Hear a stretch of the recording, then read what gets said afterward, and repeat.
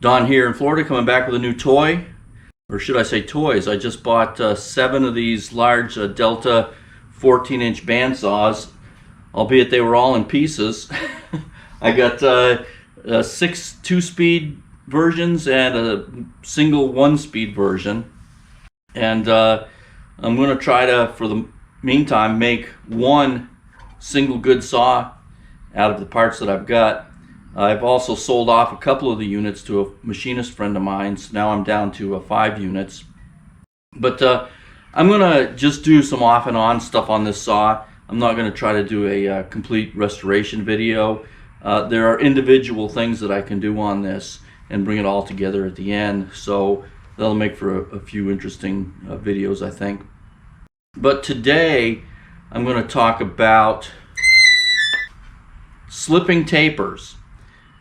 This has been a little bit of an issue on my Atlas lathe. I don't have that issue on the Monarch lathe, even though they both have a JT2 taper.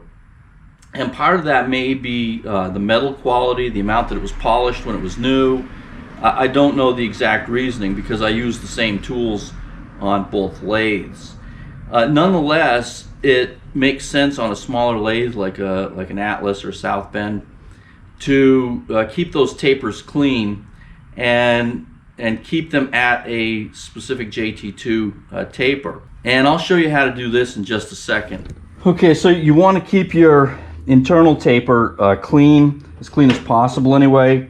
I always keep one of these steel brushes around that's tapered, that'll fit in here, that you can turn and keep these clean. And this works particularly well at the other end where the spindle taper comes out.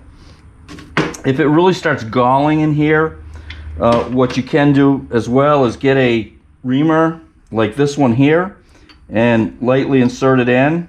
And some guys are dead set against this, but this type of reamer makes a real clean job of this. And you can just put it in and give it a few turns like this, and that'll usually clean up any high spots in there that are keeping your tapers from seating in correctly. And of course, you can always follow up behind with a little Scotch-Brite on a pad, insert it in. I always use wood when I do this. I like to use wood in there. So put yourself a Scotch-Brite pad or some type of polishing rag or something on there, insert it in, give it a little spin with a drill down in there, and it'll clean that out real nice. And if worse comes to worse, if you've got nice clean tapers like these and they're still not locking in there, if you take some Prussian blue and insert it and test fit this, and Quinn Dunkey did this a couple weeks ago on one of her pages when she was cutting tapers. You can see how that's done, and it'll leave imprints as to where you have high and low spots. Now if you're missing a lot of area where you're not making contact, probably the best thing to do is just go out and buy a new tailstock internal taper like this and just insert this. This one here is really pristine. It's really nice. It's used, but it's beautiful inside, so I'm going to try not to use that. I think some tool manufacturers automatically assume that their tools are going to slip within the taper, especially the cheaper tools, and manufacturers that know that you're using these on lighter lathes. This, for example, is a die cutter, and this is a sliding die cutter. This actually comes with a bar that you stick in here to hold this so it won't slip. And I've seen other guys put bars and stuff on their chucks out here like this to try to hold them, or a lock on here, and it runs down to the bed and it keeps it from twisting. And when you're cutting larger holes with a chuck like this and the drill tends to bind, it will cause the taper to come unseated, and you can get it to twist. So I mean, that's a good idea, but I'm coming up with something else today that I think may help some of you guys with the smaller lathes. And it's small and it's going to be out of the way, and it's going to start with a piece of aluminum bar like this. And I think it's going to be pretty easy, and I think it'll probably do a really good job. So let's go over there, let's cut this out. I've already pretty much marked out where I need to cut this and the sizes and everything just to speed this video up. And I think the end result is what we're looking for here. So let's go over here and get this chopped up.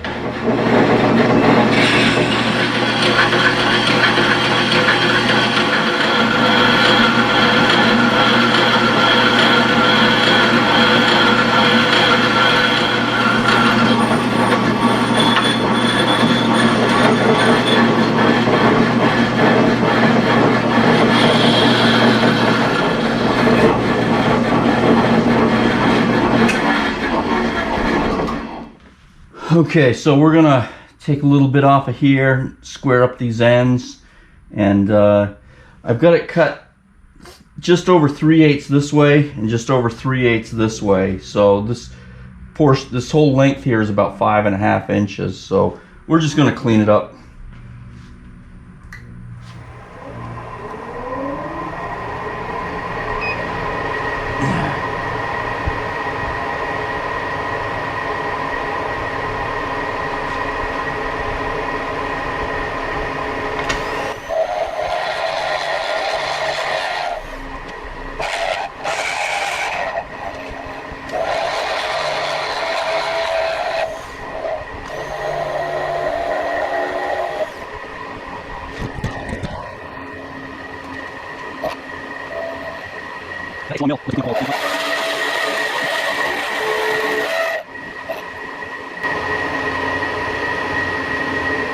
Just like that, a lot of screeching though.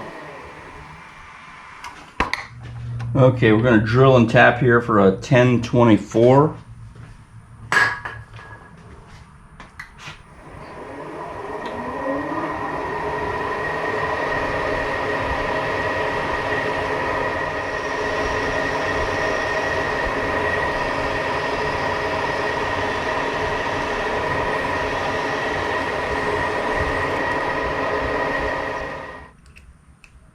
And we're going to clearance that. We're going to do about half the depth there.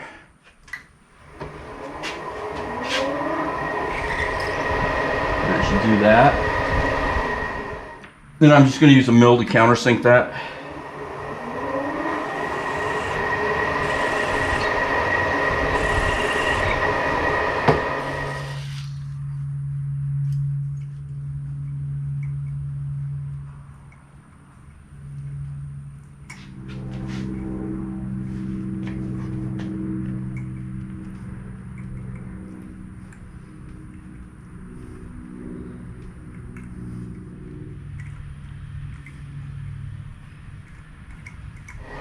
Okay, so now we're going to drill this bad boy out. We're just barely missing the chuck here on this side. So we're all centered up, ready to go.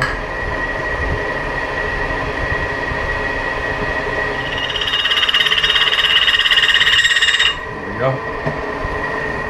This is 11/16.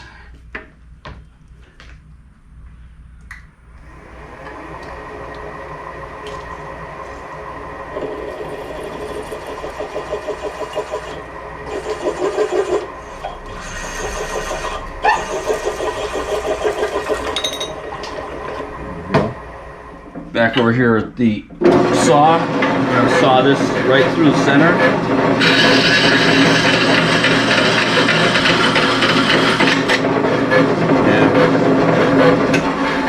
And when the blade goes through, you can actually see that gap out and part. So, okay, remember that reamer we talked about earlier? Since this comes up at a slight taper at the end here and here where we're going to clamp on, I drilled this 11/16, and now we're gonna just ream it to get a slight taper in there, and so that we have a perfect fit. So there we go, right to it. And check this one. Yeah, same thing. Okay, so let's try that with a screw in there. Tighten it down.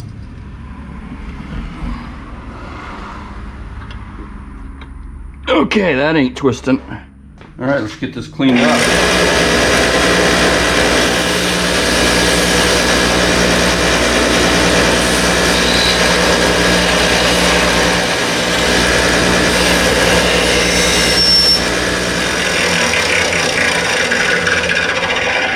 All right, just taking all the sharp edges off of that.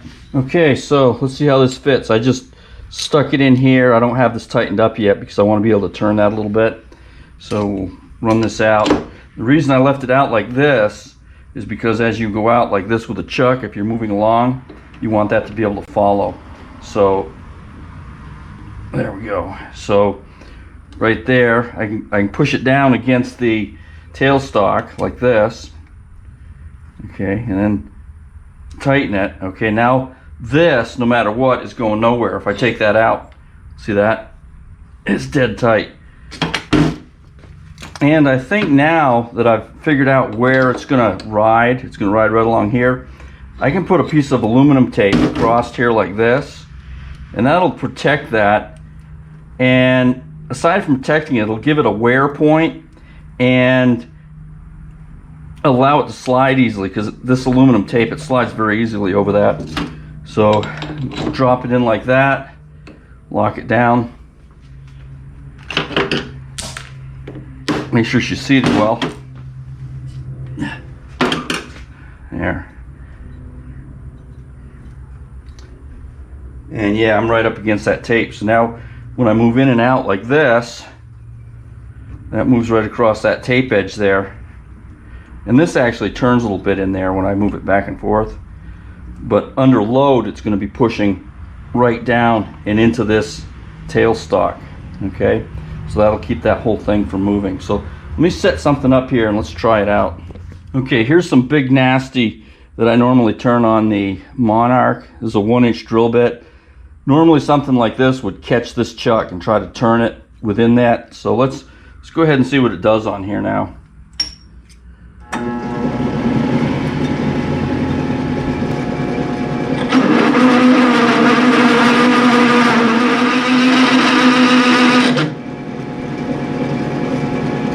Keep an eye on this. When I go into that, it jumps right into that. So it's doing what it's supposed to do. So it does not like this 1-inch drill bit on this steel.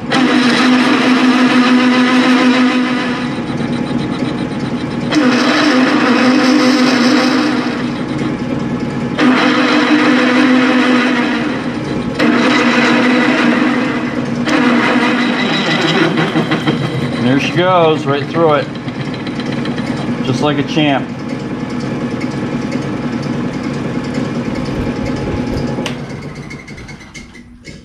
Just like a champ. So another quick, easy project wrapped up. I think this is going to be a definite asset to what I've got going on here in the garage. If nothing else, it's going to save my tooling from really getting torn up, because when these things really start to spin in there, they can start galling, and I want to try to avoid that. So, okay, the final dimensions on this way are 0.335, this way 0.466, across this way, we'll just call it 2 inches even. Lengthwise, here to here, 5 inches. I'm using a number 10 hex bolt here. I'm gonna trade this up for an American made. This is a cheap Chinese one. And these heads strip out real easy. I don't like that. Simply split in the middle here. This was drilled 11/16, and then as you saw, I used a number 2 Morris taper reamer to ream this slightly to get a good solid fit on there. And that's it. I just cleaned it up a little bit on the sander, and I got myself a nice little tool. I may paint that yellow so I don't lose it. So I guess that's about it. I hope you enjoyed this. I hope it's something you can use. If you've done something like this on your own lathe, share. I'd like to see what you've done. So I guess that's about it. As always, from Florida, Don out.